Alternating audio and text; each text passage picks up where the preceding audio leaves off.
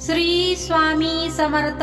जय जय स्वामी समर्थ. नमस्कार वारकरी बांधवांनो आणि माऊलीच्या सर्व भक्तांनो. आजचा दिवस अत्यंत पवित्र, मंगलमय आणि भक्तिमय आहे. आज संत ज्ञानेश्वर महाराजांच्या पालखी प्रस्थानाचा दिव्य सोहळा सुरू होत आहे. आळंदी नगरीतून ज्ञानोबा माऊलीच्या पादुका पंढरपूरच्या दिशेने प्रस्थान करत आहेत. लाखो वारकरी ज्ञानोबा माऊली तुकाराम हा अखंड गजर करत विठुरायाच्या भेटीस निघाले आहेत. परंतु प्रत्येक भक्ताला प्रत्यक्ष वारीत सहभागी होता येतच असं नाही. अनेक जण कामामुळे, प्रकृतीमुळे, वयोमानामुळे किंवा इतर कारणामुळे आळंदीला जाऊ शकत नाहीत. अशा सर्व भक्तांसाठी आजचा हा मंत्र जप अत्यंत विशेष मानला जातो. वारकरी परंपरेत असे सांगितले जाते की जिथे श्रद्धा असते तिथे माऊली स्वतः येतात. जिथे नामस्मरण असते तिथे विठ्ठलाचा वास असतो आणि जिथे संतांचे स्मरण असते तिथे त्यांची कृपा अवश्य बरसते.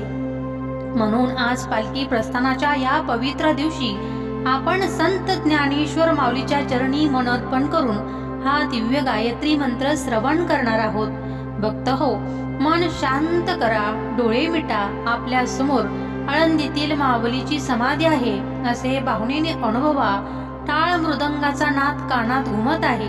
भगवे ध्वज आकाशात फडकत आहेत.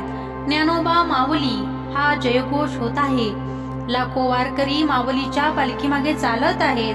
आता मनोभावे मंत्र जप सुरू करूया. मंत्र असा आहे, तो गायत्री मंत्र आहे. ओम ज्ञानेश्वराय विद्महे माऊली रूपाय धीमहि तन्नो ज्ञानदेव प्रचोदयात. या मंत्राचा अर्थ आहे, हे ज्ञानस्वरूप संत ज्ञानेश्वर माऊली, आम्ही तुमचे ध्यान करतो. आमच्या बुद्धीला भक्ती, ज्ञान, विवेक आणि सदाचाराची प्रेरणा द्या. भक्त हो, असं मानलं जातं की संतांचे नाम, संतांचे चरित्र आणि संतांचे मंत्र यामध्ये त्यांच्या कृपेचे सामर्थ्य वास करत असते. म्हणून हा मंत्र केवळ शब्दाचा समूह नाही, तर तो माऊलीच्या कृपेचा एक पवित्र सेतू आहे. आजच्या या पवित्र पालखी प्रस्थानाच्या दिवशी जो भक्त श्रद्धेने हा मंत्र ऐकतो, संत ज्ञानेश्वर महाराजांचे स्मरण करतो आणि विठ्ठल नामाचा जप करतो, त्याच्या जीवनात भक्तीची गोडी वाढते, मनातील नकारात्मकता कमी होते आणि माऊलीची कृपा प्राप्त होते, अशी भाविकांची श्रद्धा आहे. भक्त हो, कल्पना करा की आपणही त्या वारीत सहभागी आहात. आपल्या हातात भगवा ध्वज आहे, मुखी विठ्ठल नाम आहे. माऊलीची पालखी आपल्या समोर आहे. धुळीतून चालणाऱ्या वारकऱ्याच्या चरणांची रज आपल्या मस्तकाला लागत आहे. टाळांचा नाद, अभंगाचा गजर आणि विठ्ठल भक्तीने बहरलेले वातावरण अनुभवत आहात. याच भावनेतून संत ज्ञानेश्वर महाराजांना प्रार्थना करा. माऊली, आम्हाला सद्बुद्धी द्या. आमच्या कुटुंबावर कृपा करा. मनातील दुःख, चिंता आणि अडचणी दूर करा. तुमच्या चरणी अखंड भक्ती राहू द्या. विठ्ठल नामाची आवड निर्माण करा आणि जीवनाचा खरा मार्ग दाखवा. भक्त हो, वारी म्हणजे केवळ पायी चालणे नाही. वारी म्हणजे मनाचा प्रवास. वारी म्हणजे अहंकारातून नम्रतेकडे जाणे. वारी म्हणजे विठ्ठलाच्या चरणी स्वतःला अर्पण करणे. आणि वारी म्हणजे संतांच्या शिकवणीनुसार जीवन जगण्याचा संकल्प करणे. आज या पवित्र दिवशी आपण सर्वजण माऊलीच्या चरणी एकच प्रार्थना करूया. हे ज्ञानेश्वर माऊली, तुमची कृपा आमच्यावर सदैव राहू द्या. आमच्या घरात सुख, शांती, समाधान आणि विठ्ठल भक्ती नांदो. चला, शेवटी सर्वजण मिळून हा मंत्र जपाला सुरुवात करूया. कृपया हा मंत्र दुर्लक्ष करू नका, मध्ये स्किप करू नका आणि व्हिडिओला लाईक आणि सबस्क्राईब केल्याशिवाय पुढे जाऊ नका. चला तर मग मंत्राला सुरुवात करूया. ओम ज्ञानेश्वराय विद्महे माऊली रूपाय धीमहि तन्नो ज्ञानदेव प्रचोदयात. ओम ज्ञानेश्वराय विद्महे माऊली रूपाय धीमहि तन्नो ज्ञानदेव प्रचोदयात. ओम ज्ञानेश्वराय विद्महे माऊली रूपाय धीमहि तन्नो ज्ञानदेव प्रचोदयात. ओम ज्ञानेश्वराय विद्महे माऊली रूपाय प्रचोदयात्। ॐ ज्ञानेश्वराय विद्महे मावलीरूपाय धीमहि तन्नो ज्ञानदेव प्रचोदयात्। ॐ ज्ञानेश्वराय विद्महे मावलीरूपाय धीमहि तन्नो ज्ञानदेव प्रचोदयात्। ॐ ज्ञानेश्वराय विद्महे मावलीरूपाय धीमहि तन्नो ज्ञानदेव प्रचोदयात्। ॐ ज्ञानेश्वराय विद्महे मावलीरूपाय धीमहि तन्नो ज्ञानदेव प्रचोदयात्। ॐ ज्ञानेश्वराय विद्महे मावलीरूपाय धीमहि तन्नो ज्ञानदेव प्रचोदयात्। ॐ ज्ञानेश्वराय विद्महे मावलीरूपाय धीमहि तन्नो ज्ञानदेव प्रचोदयात्। ॐ ज्ञानेश्वराय विद्महे मावलीरूपाय धीमहि तन्नो ज्ञानदेव प्रचोदयात्। ॐ ज्ञानेश्वराय विद्महे मावलीरूपाय धीमहि तन्नो ज्ञानदेव प्रचोदयात्। ॐ ज्ञानेश्वराय विद्महे मावलीरूपाय धीमहि तन्नो ज्ञानदेव प्रचोदयात्। ॐ ज्ञानेश्वराय विद्महे मावलीरूपाय धीमहि तन्नो ज्ञानदेव प्रचोदयात्। ॐ ज्ञानेश्वराय विद्महे मावलीरूपाय धीमहि तन्नो ज्ञानदेव प्रचोदयात्। ॐ ज्ञानेश्वराय विद्महे मावलीरूपाय धीमहि तन्नो ज्ञानदेव प्रचोदयात्। ॐ ज्ञानेश्वराय विद्महे मावलीरूपाय धीमहि तन्नो ज्ञानदेव प्रचोदयात्। ॐ ज्ञानेश्वराय विद्महे मावलीरूपाय धीमहि तन्नो ज्ञानदेव प्रचोदयात्। ॐ ज्ञानेश्वराय विद्महे मावलीरूपाय धीमहि तन्नो ज्ञानदेव प्रचोदयात्। ॐ ज्ञानेश्वराय विद्महे मावलीरूपाय धीमहि तन्नो ज्ञानदेव प्रचोदयात्। ॐ ज्ञानेश्वराय विद्महे मावलीरूपाय धीमहि तन्नो ज्ञानदेव प्रचोदयात्। ॐ ज्ञानेश्वराय विद्महे मावलीरूपाय धीमहि तन्नो ज्ञानदेव प्रचोदयात्। ॐ ज्ञानेश्वराय विद्महे मावलीरूपाय धीमहि तन्नो ज्ञानदेव प्रचोदयात्। ॐ ज्ञानेश्वराय विद्महे मावलीरूपाय धीमहि तन्नो ज्ञानदेव प्रचोदयात्। ॐ ज्ञानेश्वराय विद्महे मावलीरूपाय धीमहि तन्नो ज्ञानदेव प्रचोदयात्। ॐ ज्ञानेश्वराय विद्महे मावलीरूपाय धीमहि तन्नो ज्ञानदेव प्रचोदयात्।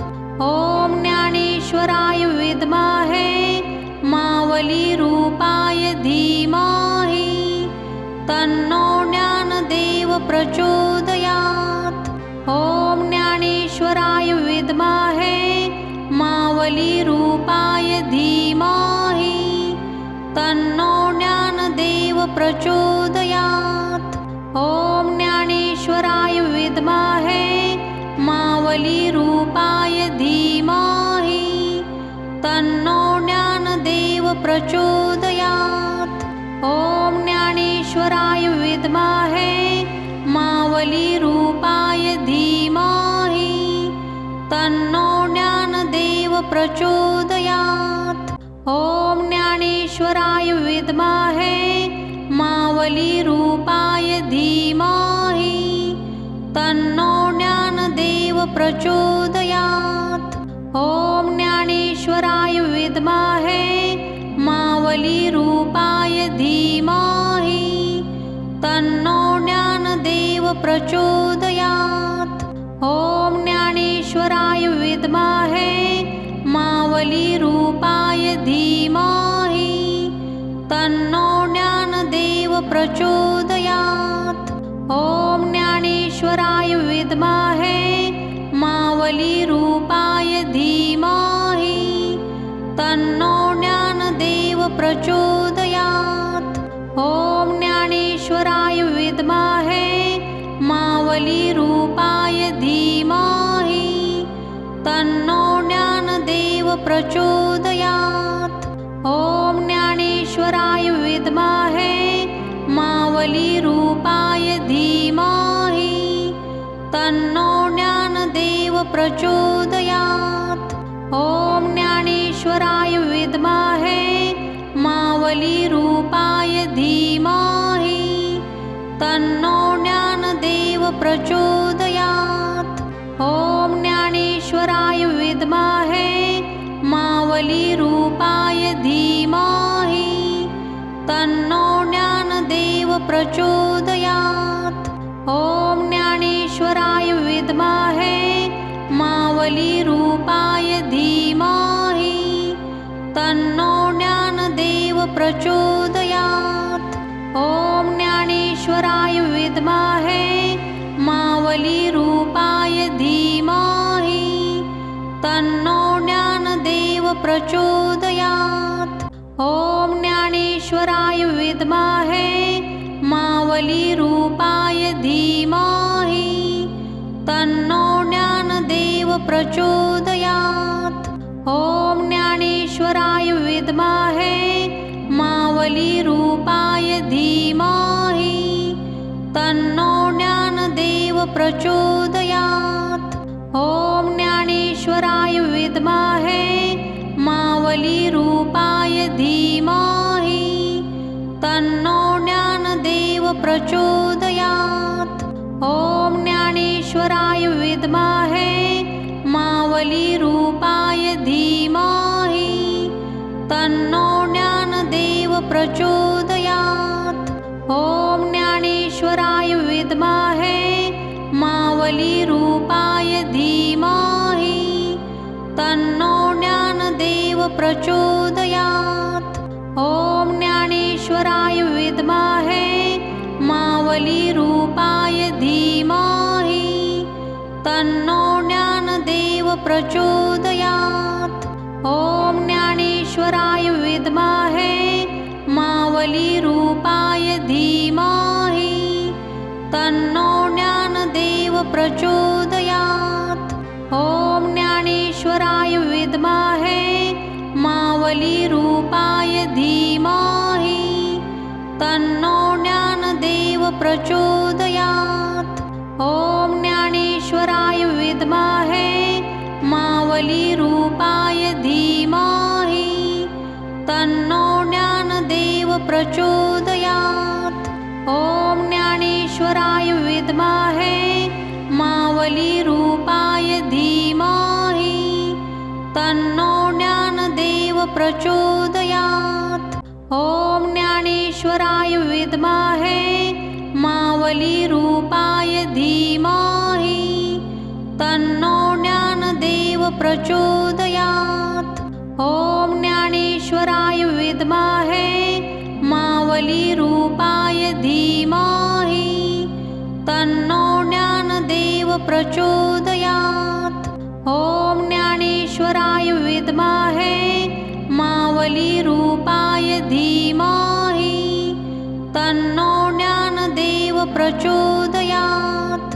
ॐ ज्ञानेश्वराय विद्महे मावलीरूपाय धीमहि तन्नो ज्ञानदेव प्रचोदयात्। ॐ ज्ञानेश्वराय विद्महे मावलीरूपाय धीमहि तन्नो ज्ञानदेव प्रचोदयात्। ॐ ज्ञानेश्वराय विद्महे मावलीरूपाय धीमहि तन्नो ज्ञानदेव प्रचोदयात्। ॐ ज्ञानेश्वराय विद्महे मावलीरूपाय धीमहि तन्नो ज्ञानदेव प्रचोदयात्। ॐ ज्ञानेश्वराय विद्महे मावलीरूपाय धीमहि तन्नो ज्ञानदेव प्रचोदयात्। ॐ ज्ञानेश्वराय विद्महे मावलीरूपाय धीमहि तन्नो ज्ञानदेव प्रचोदयात्।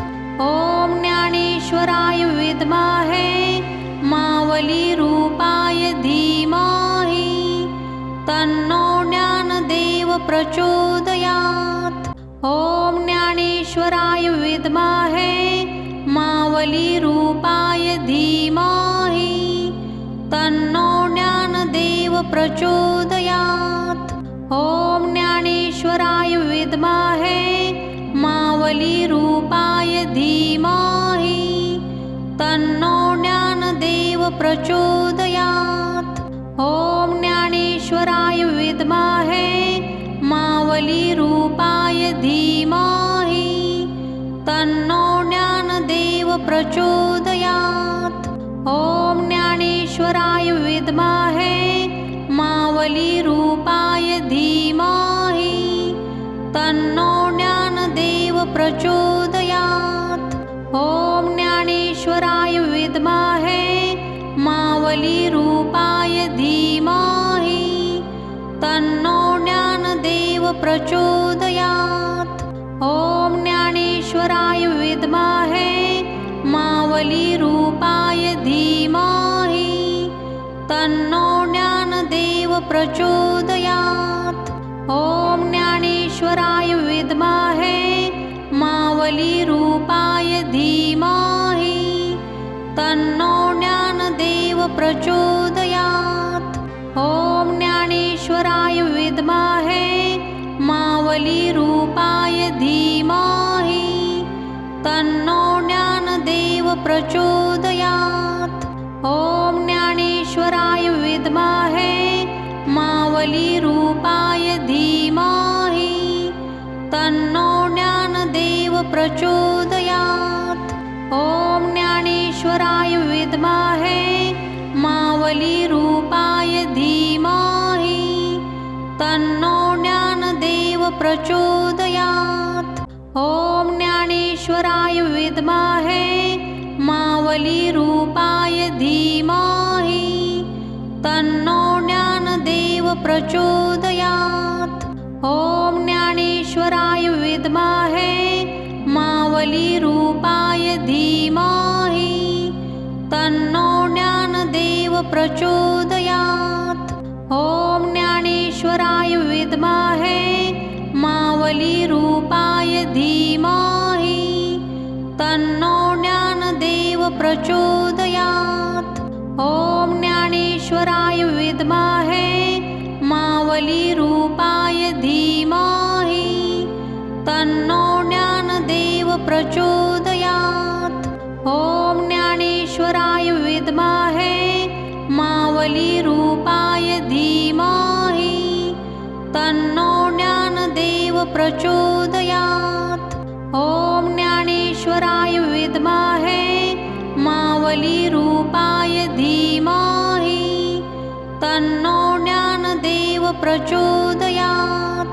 ॐ ज्ञानेश्वराय विद्महे मावलीरूपाय धीमहि तन्नो ज्ञानदेव प्रचोदयात्।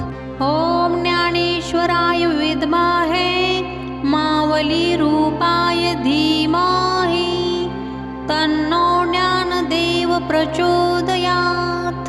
ॐ ज्ञानेश्वराय विद्महे मावलीरूपाय मावलीरूपाय धीमहि तन्नो ज्ञानदेव प्रचोदयात्। ॐ ज्ञानेश्वराय विद्महे मावलीरूपाय धीमहि तन्नो ज्ञानदेव प्रचोदयात्। ॐ ज्ञानेश्वराय विद्महे मावलीरूपाय धीमहि तन्नो ज्ञानदेव प्रचोदयात्। ॐ ज्ञानेश्वराय विद्महे मावलीरूपाय धीमहि तन्नो ज्ञानदेव प्रचोदयात्। ॐ ज्ञानेश्वराय विद्महे मावलीरूपाय धीमहि तन्नो ज्ञानदेव प्रचोदयात्। ॐ ज्ञानेश्वराय विद्महे मावलीरूपाय धीमहि तन्नो ज्ञानदेव प्रचोदयात्। ॐ ज्ञानेश्वराय विद्महे मावलीरूपाय धीमहि तन्नो ज्ञानदेव प्रचोदयात्।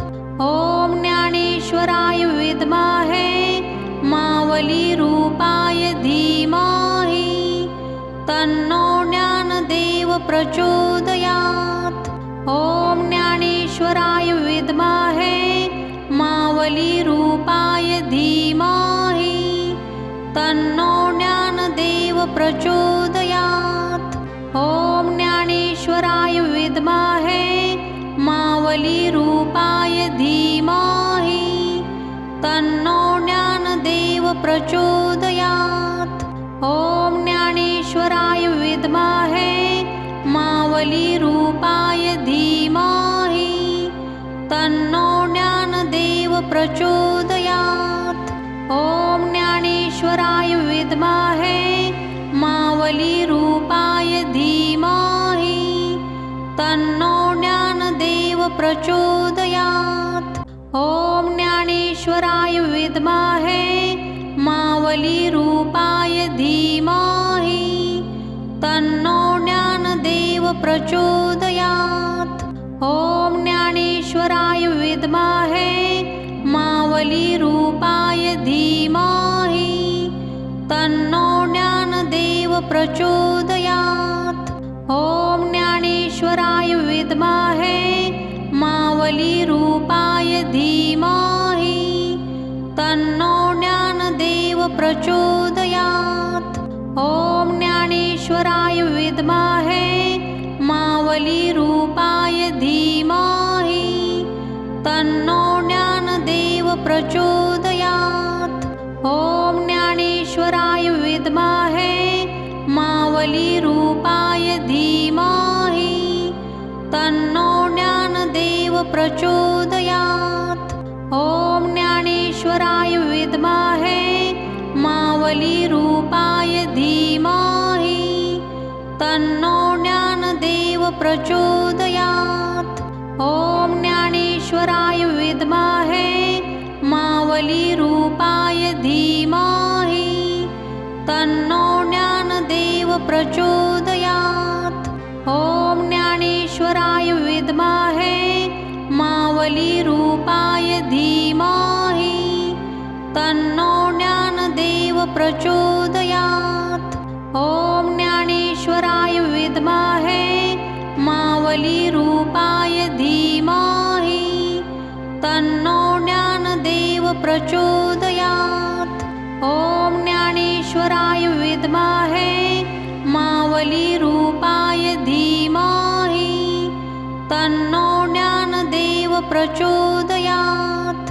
ॐ ज्ञानेश्वराय विद्महे मावलीरूपाय धीमहि तन्नो ज्ञानदेव प्रचोदयात्। ॐ ज्ञानेश्वराय विद्महे मावलीरूपाय धीमहि तन्नो ज्ञानदेव प्रचोदयात्। ॐ ज्ञानेश्वराय विद्महे मावलीरूपाय धीमहि तन्नो ज्ञानदेव प्रचोदयात्। ॐ ज्ञानेश्वराय विद्महे मावलीरूपाय धीमहि तन्नो ज्ञानदेव प्रचोदयात्। ॐ ज्ञानेश्वराय विद्महे मावलीरूपाय धीमहि तन्नो ज्ञानदेव प्रचोदयात्। ॐ ज्ञानेश्वराय विद्महे मावलीरूपाय धीमहि तन्नो ज्ञानदेव प्रचोदयात्। ॐ ज्ञानेश्वराय विद्महे मावलीरूपाय धीमहि तन्नो ज्ञानदेव प्रचोदयात्। ॐ ज्ञानेश्वराय विद्महे मावलीरूपाय धीमहि तन्नो ज्ञानदेव प्रचोदयात्। ॐ ज्ञानेश्वराय विद्महे मावलीरूपाय धीमहि तन्नो ज्ञानदेव प्रचोदयात्। ॐ ज्ञानेश्वराय विद्महे मावलीरूपाय धीमहि तन्नो ज्ञानदेव प्रचोदयात्। ॐ ज्ञानेश्वराय विद्महे मावलीरूपाय धीमहि तन्नो ज्ञानदेव प्रचोदयात्।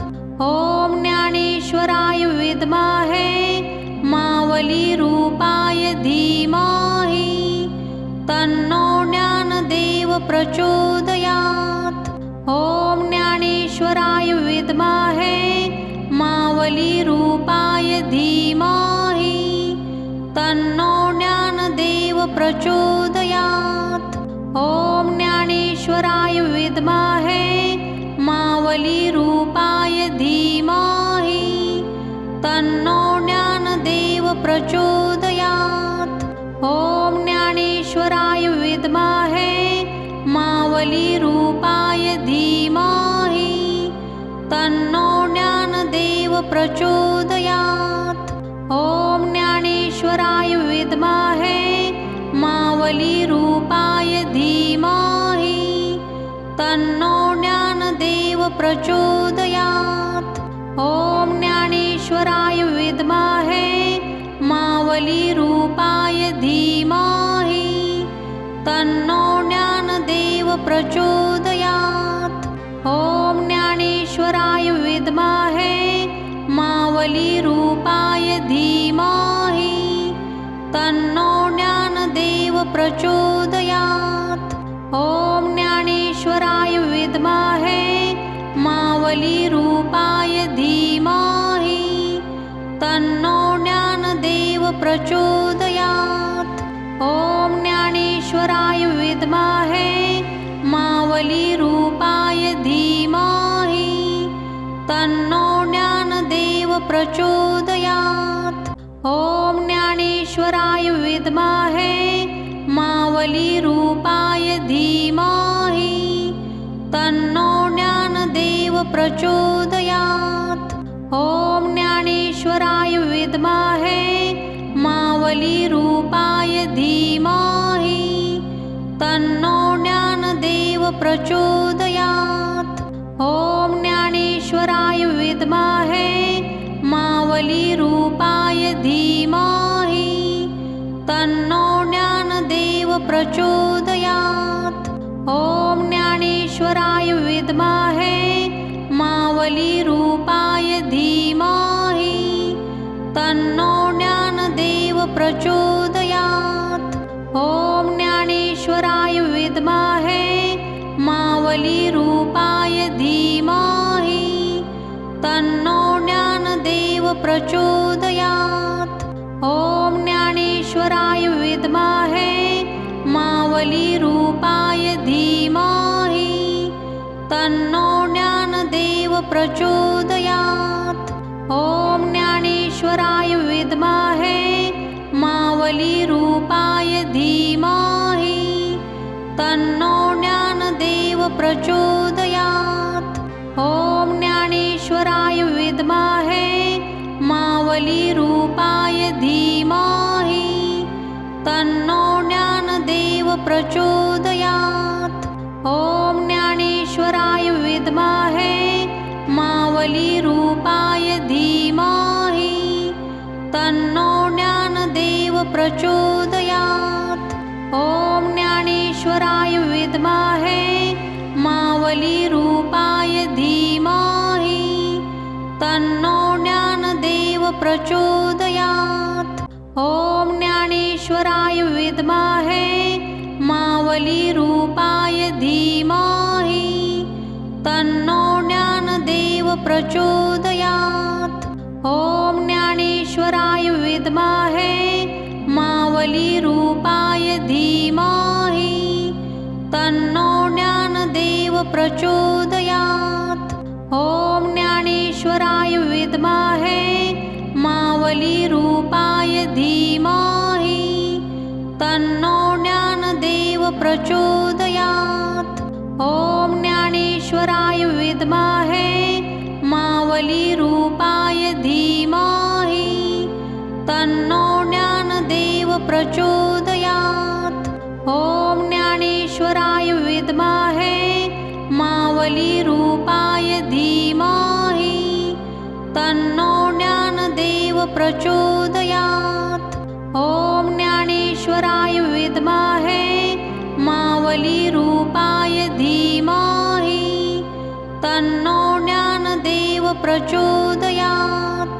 ॐ ज्ञानेश्वराय विद्महे मावलीरूपाय धीमहि तन्नो ज्ञानदेव प्रचोदयात्।